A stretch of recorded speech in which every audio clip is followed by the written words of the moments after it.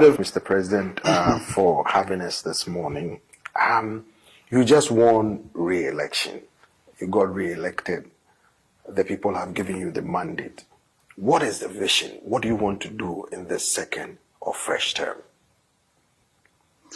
Well, last time we worked on human capital development as the flagship program of our government.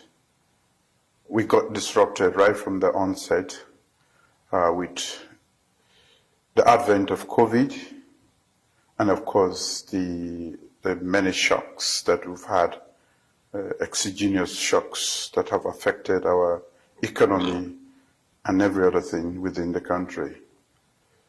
So what we want to do, or what I want to do for the second term, is to consolidate the gains of the past 5 years, but also my program for the second term is going to be informed by most of the challenges we've had to go through as a result of COVID-19, as a result of the crises, multiple crises that have shaped definitely the way we should do business.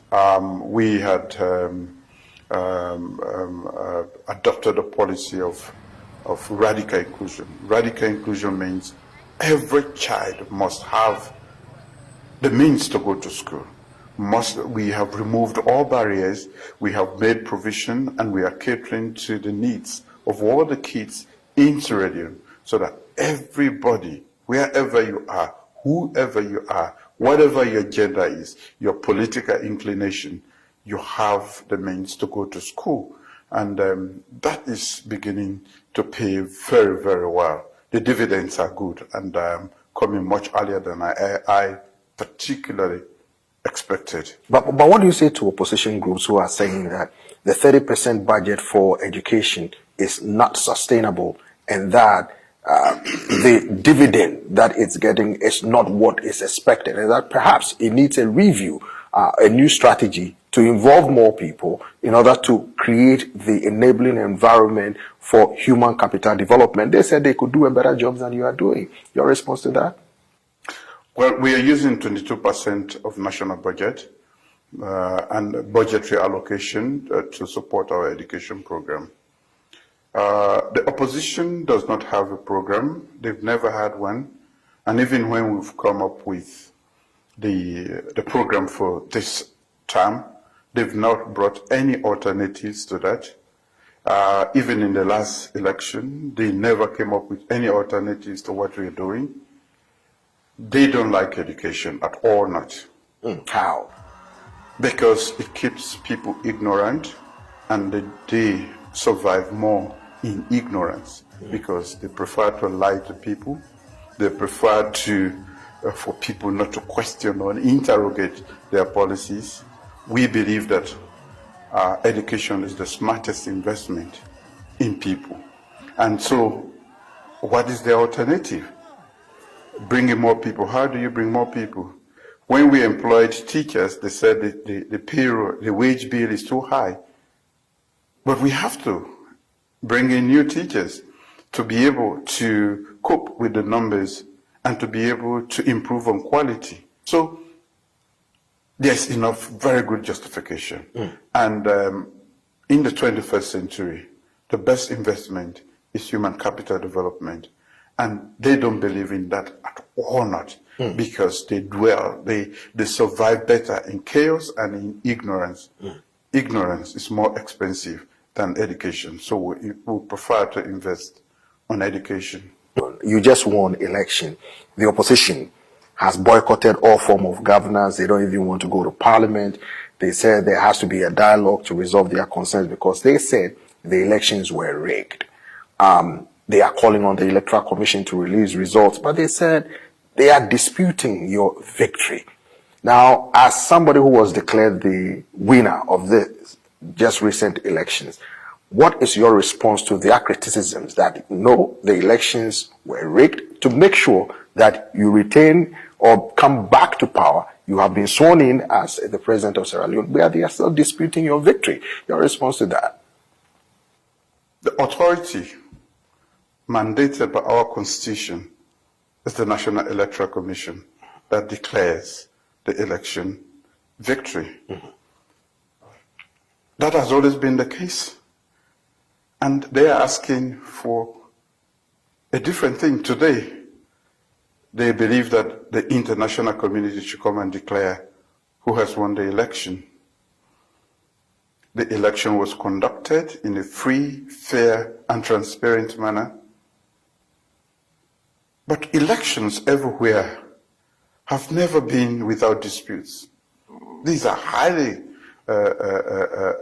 contentious issues everywhere in the world, including in the United States here. So if we have any problem, we all know that the courts are the best place to go. They have refused to go to the court because they don't have no locus. They don't have anything to present to the courts. Why are they going elsewhere and talking? Go to the courts. That was what I did when they said I lost the election. They rigged the 2012 election. Counting was still ongoing when they declared the election. And when we asked them, they said, go to the police. We have not rigged the election. It was declared. I was declared the winner. And we were expecting that if they are living in a rules-based society like ours, where the rule of law is definitely the way to go, they should have gone to the courts, but they have refused to go to the courts. Every party had a representation at all the polling stations. They have compiled the results, that is the Electoral Commission. You have your results. It was all signed off at every polling center and station. So what you are asking for, you have already. But because you know it cannot stand in the court, it's not so, how do they call it, admissible in a court of law, it's not even there.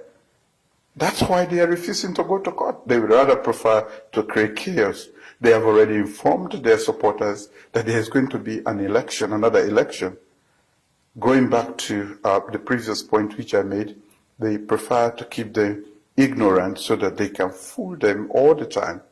But you cannot fool all the people all the time. So our own people do understand what is happening. And I know that I worked very hard on this election. Well before the election, all the polls were in support of my victory, at least for nothing less than 60%. I have accepted, if that is what the ECSL says, the 56%. Before, we all knew, even they themselves admitted that they had no chance. They did not campaign in the first place. They did not have regalia to go out. They did not have a plan. They did not have a message. They never went out. How do you win election? By rigging, which they tried to do quite a lot and lost, and that is why they are doing this. In a democracy, we have freedom of association, freedom of speech. Parliament is open. They have a right for those who have won to go to parliament. You talked about freedom of speech. Some of the criticisms they've leveled against you is that last year there was a protest that your government said was or appeared to be a calculated attempt to overthrow your government. They said you are using that as a pretext to clamp down on their free speech, their assembly, and they attempted to organize a protest recently, and that you sent out the ability to intimidate them, threatening to arrest them. How do you respond to these criticisms, Mr. President? The opposition? Yes. The opposition said they had nothing to do with the protests. They did not want to be their name to be called in that protest. But we know that because they cannot get the people out for genuine reasons to support their own claim that they won this election, they would rather prefer to work from the back. They have worked very hard to mobilize people. The last protest, they called it protest. When they came out, as I've always said, anarchy, terrorism is their tactic. and they killed 5 policemen in less than a day, and which led to serious challenges. They looted and they were going for the seat of power. That is not protest. Protests are done with placards, with a clear message as to why they are protesting. They had pistols and guns, they had machetes and the other implements to hack people to death. That is how they killed 6 policemen. You cannot call that a protest. But they still hide behind that. We are saying if you want to protest, there are clearly laid out rules, and we know that you are in charge of the protest. Should there be any problem, then you, with the protest, either it becomes a nuisance to order or public order, then we have you to be responsible, or the group to be responsible. They've never done that. Rather, they would prefer, most of the members of parliament were involved in organizing this, they prefer to use criminal gangs to come out and to instill fear. That's why I say they are using more of terrorist tactics than actually protesting. Mr. President, you just assembled cabinet ministers. You had female, a percentage of female young men and women that you got into your administration. Some are 40 years or younger. Some people are wondering what the message is here. 70% I hear of your old ministers, you did not get them involved. People are saying these new people do not have the experience. They might not be able to handle the issues that Sierra Leoneans face in order to address their challenging problems, including high inflation and all that. Mr. President, with this new government, people have concerns that these new people you've assembled might not necessarily be able to carry the task. How do you address this concern, Mr. President? I think it's wrong to think that when people are young, they don't know their whereabouts in society and cannot solve national or international problems or issues. We have a young population in the first place. Close to 70% of our population are young people. When they are responsible, when they are educated and